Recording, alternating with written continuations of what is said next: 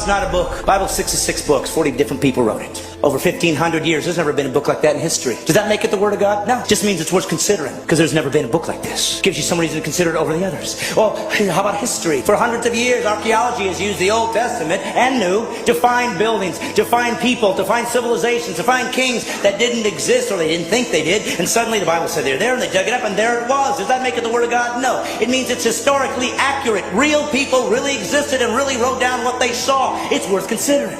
And then a man showed up one day named Jesus, and he said, I'm that guy. And he fulfilled all 300 prophecies. That's impossible.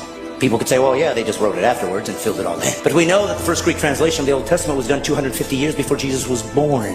So how could they possibly know that he'd be born? How could they possibly know he was going to be crucified when crucifixions didn't even exist as a capital punishment yet? How could they know that he'd be betrayed for 30 pieces of silver 250 years before there was a Jesus? Does it make it the Word of God? No, but it's